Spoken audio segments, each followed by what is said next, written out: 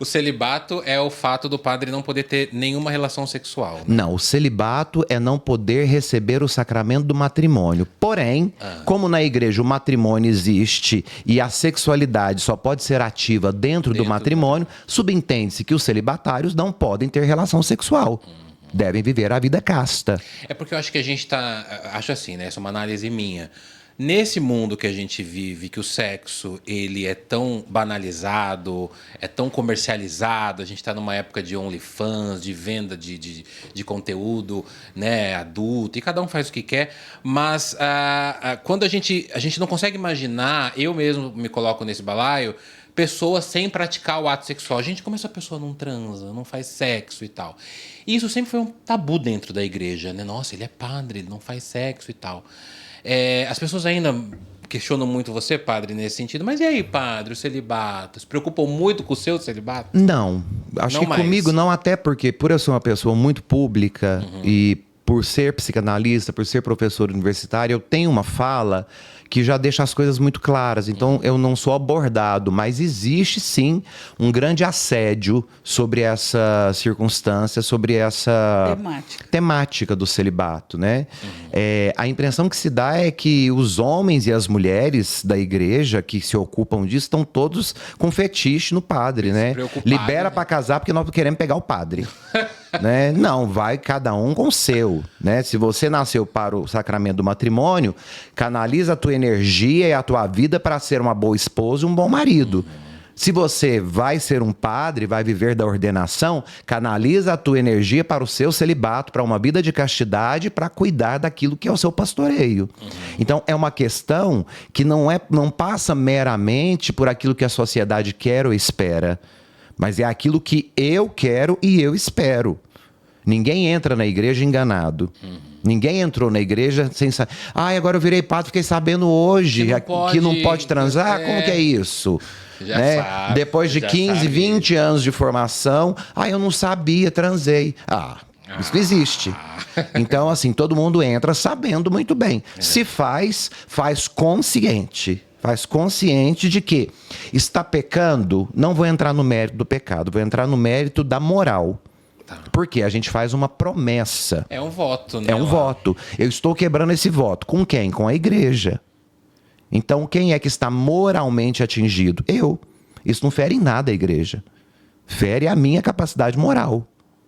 A mim mesmo. Agora, eu estou disposto a bancar essa moral ferida? Aí cada um que responda por si. É pessoal, né? Essa questão de celibato, ela vai além do sexo, né? Eu acho muito além, muito além. Não é só porque ele faz o celibato que ele não faz mais sexo.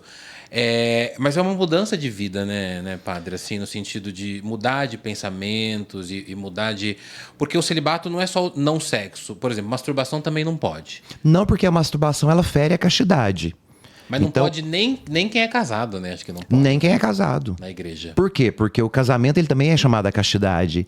E a castidade não é meramente abster-se do ato sexual, mas é abster-se das energias sexuais que estão desequilibradas dentro de você.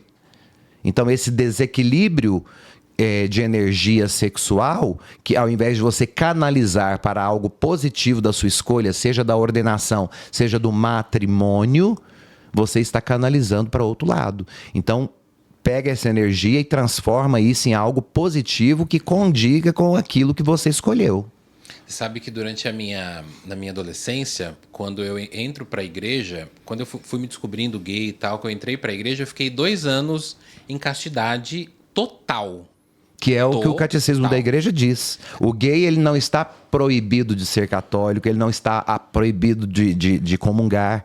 A igreja diz que os homossexuais, os que têm a tendência, vivam a castidade. Mas aí essa castidade, por exemplo... É a celibatária, é ser um padre sem ofício. Isso que eu ia te perguntar. É isso. É o celibatário. É o celibatário. Então ele não pode, tanto ele como ela, né? Sim. A gente está falando da classe LGBT. Isso. E isso, gente, é um pouco polêmico, mas é para quem escolhe o catolicismo. Para quem escolhe, isso tem que ficar muito claro. Isso diz respeito à vida católica, apostólica e romana. Então, eu escolhi ser católico, né, Andréia? Eu não posso transar com o cara, eu não posso nem ter um relacionamento. Eu Não. também não poderia ter um relacionamento com ele sem Não, sexo. também não. Eu já ouvi isso de alguns padres, sabia? Não. Ah, se você namorar, você pode namorar, mas não pode fazer sexo. Eu falei, então, Não. não pode. Não. A não ser que você tire a ideia do namoro, porque o namoro subentende-se uma atração física, sexual, intelectual. Então, dentro da perspectiva intelectiva, você precisa entender que ter alguém com você, com quem você se relaciona e de forma passional, não deixa de ser um casamento. É verdade. Não é matrimônio, nunca vai ser, mas é um casamento. Tanto que se você morrer, tem direito à união estável. Da outra pessoa. Justamente. Junto os bens, né? É. E aí não pode namorar, não pode beijar, não pode... Então, é igual você É falou. a vida celibatária. É celibatária. A igreja convida todos os que têm essa tendência a viverem a castidade e a vida celibatária. Mas também tem muito padre que é homossexual, que viveu uma vida homossexual, que fala, não, agora eu vou virar, eu serei padre, sempre tive esse chamado, e vai também. Vou viver a castidade, vou ser celibatário. Sim, existe muitos. Porque muitos. quem vai se tornar padre, independe de ser gay ou hétero, né? Sim, Ele vai ter eu uma sempre vida falo celibatária. isso, porque às vezes as questões são abertas com relação à homossexualidade na igreja. Eu não acredito que o objeto de estudo tenha que ser a tendência para a qual eu me inclino, se eu gosto de homem ou se eu gosto de mulher. A tendência é se eu me inclino para a vida celibatária. Porque o fato de ser gay não me faz querer transar o tempo todo, como o fato de ser hétero não me faz querer transar o tempo todo.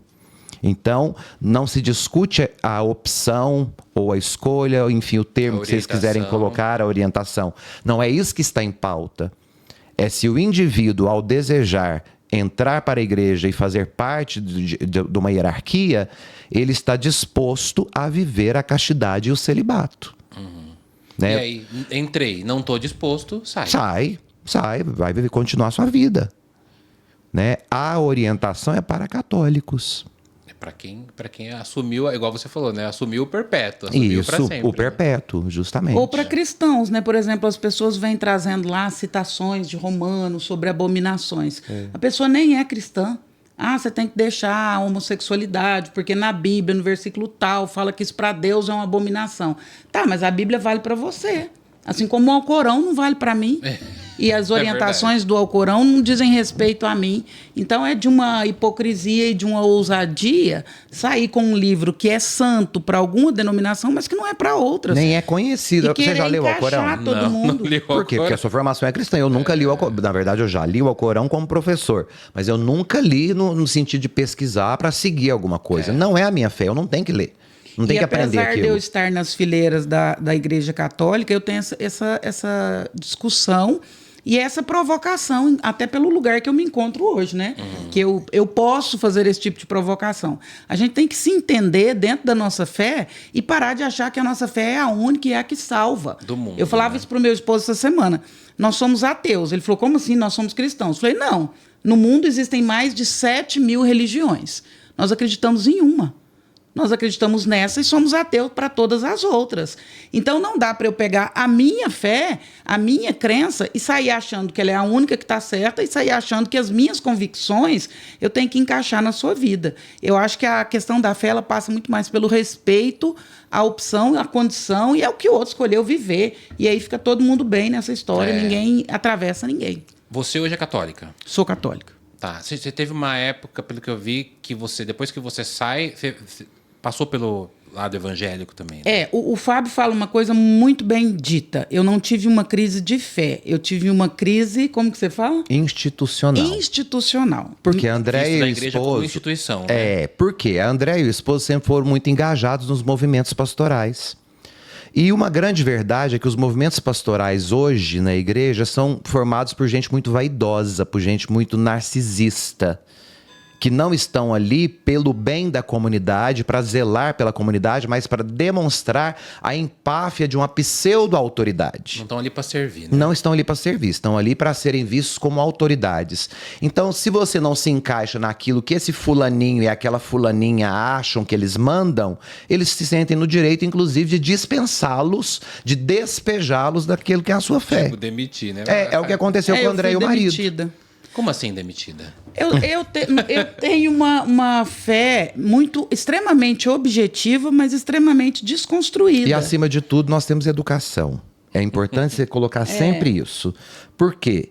Não é meramente pela fé, é pelo respeito que nós temos pelos indivíduos, por quem nos cerca e por quem faz parte da nossa vida. É para o resultado final, porque se toda a comunidade existe para servir a comunidade. Lógico, ali, né? lógico. As pessoas, E elas a primeira são as coisa, ovelhas, né? A primeira coisa que o Cristo pede entre nós é justamente essa tolerância, é o compreender o outro a partir do lugar dele, não do meu. Se eu for te compreender a partir do meu lugar, Dani, eu não estaria aqui. Como Fábio, né? Justamente. Eu tenho que te compreender a partir do seu lugar. Que é o que me faz, inclusive, estar aqui. E me faz, inclusive, me sentir lisonjeado por estar aqui. Ah, que bom, eu também. E eu acho que o sujeito... Acho não, né? O sujeito, ele vem antes de todas as coisas. Tem um filósofo que vai dizer isso. O ente precede a essência. Primeiro eu sou, para depois todas as coisas virem como consequência. Então a minha fé, a minha moral, as minhas crenças, elas vêm depois. Então eu sempre acreditei nisso, independente do lugar onde eu estivesse, que você vem primeiro que qualquer coisa. E você, como indivíduo, precisa ser respeitado, prestigiado, inclusive naquilo que você acredita. E eu sempre trouxe isso muito no meu discurso e na minha vivência. Eu nunca tive dificuldade de dialogar com todas as perspectivas e não me acho melhor pela minha perspectiva. E isso sempre foi muito afrontoso, muitas vezes no meio onde a gente estava. E aí eu fui despejada por isso, por ter ido uma vez um amigo que era pastor, ele ia fazer uma pregação. Trabalhavam juntos, né? Nós trabalhávamos juntos numa empresa. E para que eu o prestigiasse, ele me convidou. Você vai lá na igreja evangélica, eu vou fazer uma pregação, queria muito que você fosse assistir. E eu fui. Claro. Né? Como se você me convidar para o candomblé, eu irei. Claro. Para mim, isso são manifestações a partir da sua perspectiva de ente, de indivíduo, e isso não te torna menor e nem a mim menor ou maior. E eu fui nesse evento e alguém da direção do movimento de casais estava passando na porta dessa igreja no momento e te viu. Em que nós estávamos entrando, eu e meu esposo. E aí nós chegamos... Aí você participava de um movimento católico, só para entender. Católico. Nós éramos quase que coordenadores do encontro de casais. Dos encontros de casais. Nós éramos a celebridade, nós éramos o nome. Porque então a Andréia sempre foi pregadora, sempre foi palestrante. A Andréia, a vida dela é isso. Ela tem uma facilidade de articular, ela tem uma facilidade gigantesca de compreensão das coisas. Então ela e o marido sempre faziam palestras, né? Eram muito referências. E acaba que gera ciúme em quem não dá conta de produzir nada, mas quer mandar. Né?